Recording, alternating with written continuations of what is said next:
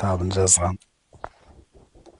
Өзі сау басын саудалап, бүкіл жерін, байлығын кедейлерге бөліп берген Толстойдың әңгімесін айтқым келеді. Сенің егер бір жерің ауырып тұрса, оған да қатты өкпелеме. Сен бір жерің ауырса, тірі екеніңді білесің. Ал егер басқа адамдар үшін жаның ауырып, жаның ашитын болса, онда адам екеніңді білесің дейді. Осы қасиеттер сенде болса, онда сен жақсы адамсың дейді. Сол сияқты маған діндар екеніңді оны айтып, діндарлығыңды көрсете бермей, сол дінде не айтылған, соны қандай құрметпен жасап жүрсің, дінде не айтылған, соны ісіңмен көрсет дейді. Дәл сол сияқты қазір бізде діннің жарнамасымен айналысып кетті адамдар. Ислам жарнамаға бір мұқтаж дін емес. Және біздің пайғамбарымыз, кітабымыз Құранда жарнамаға мұқтаж емес.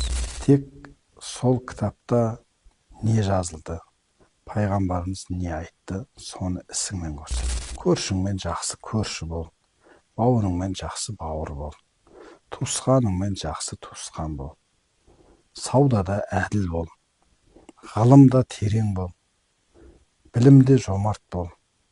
Тағы осындай нәрселердің барлығы айтылған. Соны өн бойыңды өткіз, қолынан келгенше жаса. Дін қарындас бауырың, оған қандай сенің шыдамдылығың, алдыңда отырып үйреніп жатқан шәкіртіңе қандай байсалдылығың, сабырлығың.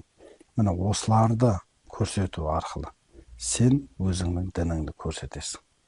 Ал енді сақалды қойып алып, қолыңа дәудәсіп ұстап, мен діндармын, діннің жолына түстім, міне енді намаз оқимын, әлхамдулилля деп жүріп, бірақ сабырсыз болсаң, шыдамсыз болсаң, қолың тар болса, сараң болсаң, ағайынға жұғымың жоқ, бауырыңа жаның ашымайтын, әкеңнен именбейтін, ағасын тыңдамайтын, ата-анасына мейірімсіз, балдарына шапағатсыз, сенің мұсылман болғаныңнан болмаған жақсы. Бұл баяғы Толстойдың айтқанына, Абайдың айтқанына, Шәкәрімнің айтқанына айналып келеміз. Сен ісіңмен көрсет. Біздің дінде осы іспен көрсету көп жетіспейді.